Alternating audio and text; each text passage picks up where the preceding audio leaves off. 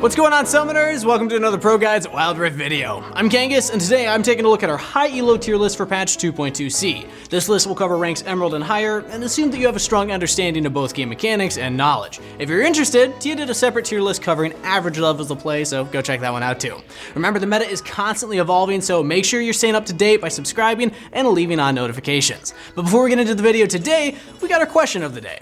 What item do you want added to Wild Rift? It can be one from League PC, or even a brand new item that doesn't exist anywhere. Personally, I'd love to see Essence Reaver come to the Rift since it gives more cooldown options for AD carries and just more itemization options in general. But let me know your thoughts in the comments down below, and let's hop into the video. Starting us off in the Baron lane, we got a new kid on the block, Renekton, chilling in the speculated S tier. Keep in mind, since the Gator hasn't officially been released yet, this analysis and placement of Renekton is an early speculation based on knowledge of the Wild Rift meta, alongside pre-existing knowledge from League PC. Lore-wise, Renekton is Nasus's brother, made obvious through their in-game interactions from their unique Nemesis duel. With an ultimate to increase his size and a first ability that heals him, Renekton is speculated to be a serious threat on the Rift. The pick has a surprising amount of mobility for a bruiser, allowing him to dash through enemy front lines and decimate the back lines. His impact should feel overwhelming for most Baron laners, since his kit allows him to weave in and out of fights while still healing. This combination of healing, damage, and tankiness will make Renekton a force to reckon with, and will most likely be a pain for Baron laners everywhere. A champion with one of the longest names but little impact in the game is Tryndamere. Originally named after Mark Merrill's EverQuest character, Tryndamere was created to give the player the sense of being a snow-hardened Highlander that can 1v3 in most situations. Unfortunately, Tryndamere's crown is merely decorated in this challenging meta, since he's far from the king of the Baron lane. His kit and utility keeps him on the C tier of the list, because his damage is just straight lackluster, all while lacking mobility and tankiness to compensate. The underperforming pick is trapped by a lack of mobility, incapable of getting to key targets. Staying sadly in the C tier, Tryndamere could really use some buffs or scaling changes to help him become relevant. In the future, we definitely hope he can get the attention and balance that he deserves. And our last highlighted champion for the Baron lane is Akali, also known as the what the hell just happened champion. Again, this list is for high ELO players and therefore assumes that those playing Akali have a strong understanding of mechanics and can therefore abuse her insane burst, mobility, and invisibility. The pick can easily overwhelm any lane by herself with the safety provided by her shroud, allowing her to poke without being targetable.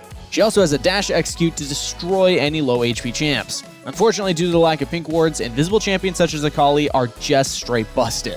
She might be a member of the Ionian tribe Kinku, which is known for bringing peace and harmony to the land, but she has a long way to go before bringing balance to the Baron lane. So here are the high ELO picks ranked for the Baron lane. Before we move on though, I want to remind you to join our community Discord and participate in our skin giveaway. We got 24 free skins for some lucky winners, so take part of the raffle before the giveaway ends. You can find the link to join the Discord in the description down below.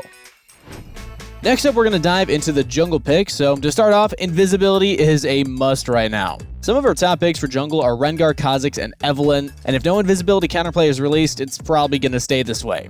Kha'Zix and Rengar have been giving nothing but love in patch 2.2. They launched as 2 more invisibility champs alongside having kits with high burst damage single target abilities. Kha'Zix and Rengar are different types of threats, but with the same end result. Kha'Zix is more of a threat to the Baron lane, mid lane, and junglers due to his isolation passive on his first ability. The Bug champion is able to take out targets individually in a very short amount of time thanks to his ability's passive, granting more damage on isolated targets. With an invisibility built into his ultimate, you might not even notice his presence until he strikes you down. Standing proudly as an Apex Predator at the S tier for this list, his insane DPS and mobility allows him to assassinate unwary targets. The fact that he wasn't even nerfed a little in 2.2c tells us that Riot wants Kha'Zix to stay in the spotlight for a little bit longer. So for those looking for a champion to abuse in this meta, definitely pick up Kha'Zix.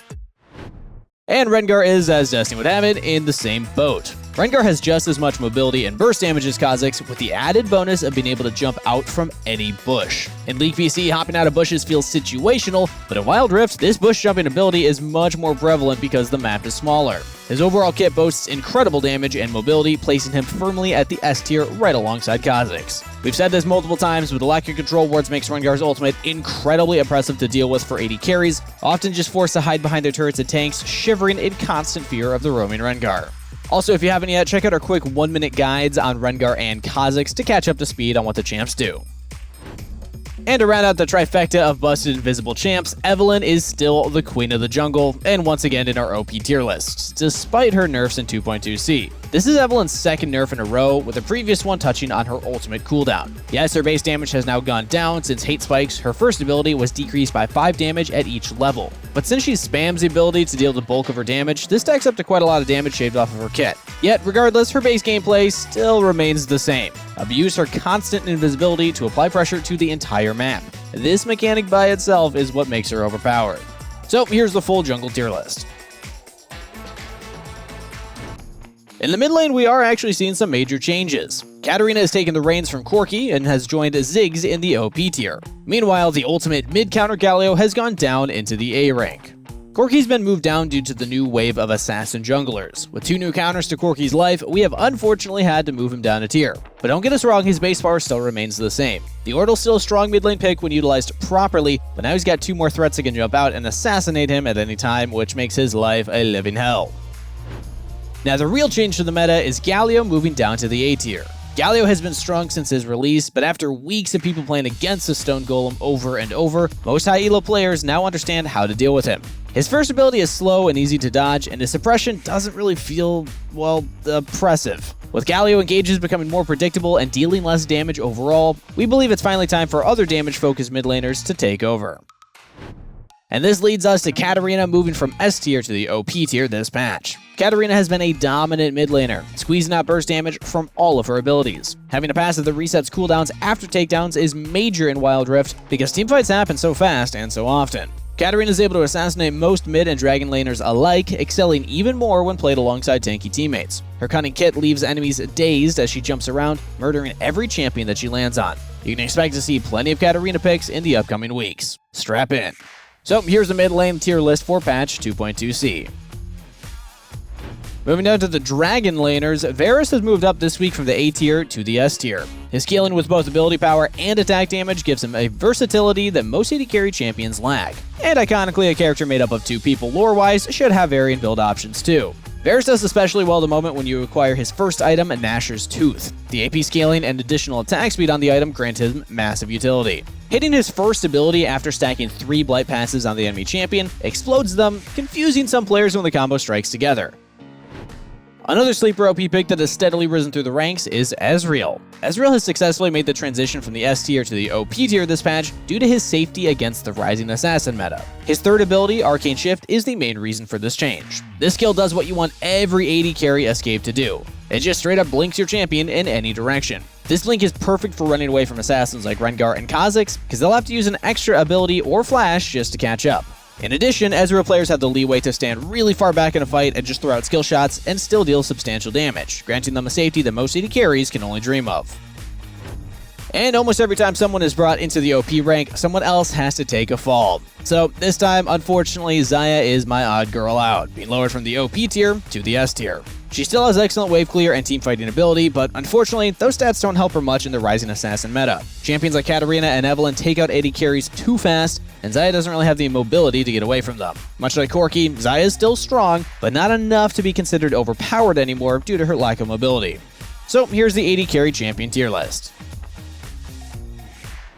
And last but not least are the supports. Not gonna lie, supports this patch have it rough, with 2 new assassins and nerfs to support items, potentially making support players just feel neglected on the Wild Rift. To start things off, Lux has been moved from the A tier to the S tier, but not because of any buffs that happened to her specifically. In fact, her second ability was actually nerfed this patch, but nevertheless, combining her second ability with Harmonic Echo and Athene's Unholy Grail allows her to shield and heal multiple allies with a single ability. This synergy with the support items makes for an overwhelming support presence, while the snares from her first ability and her global ultimate help push the pick's strength. So this is why we had to move Lux from the A tier to the S tier, since her long-range shields are just incredibly beneficial to help her team against the specific assassins.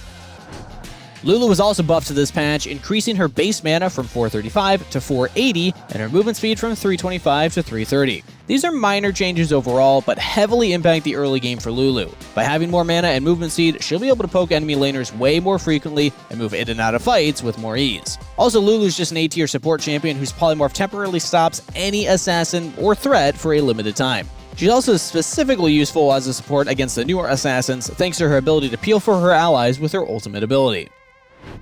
And now to finish off with our last highlighted pick of the tier list, we got my main man, Braum, and his insistence on being the top pick for support players. Braum received a minor nerf this patch, causing his passive stun duration to be 0.2 seconds lower at every rank. But this is not enough of a nerf to stop Braum from being a powerful presence on the Rift. With a shield that lasts 5 seconds, capable of blocking a massive amount of damage from the enemy team, it's no wonder that he's still the first support that I recommend to players. So here's the full high elo support tier list for patch 2.2c. And that'll wrap things up for our high elo tier list. Remember, these rankings are for Emerald rank and higher. We do have a separate tier list just for the average levels of play. If you enjoyed the content, make sure to leave a like and sub to the channel. And until next time, as always, best of luck on the Rift, everybody. Stay hydrated, and I'll see you next time. Oh, my ankle just popped. Oh, my knee just popped. I'm old.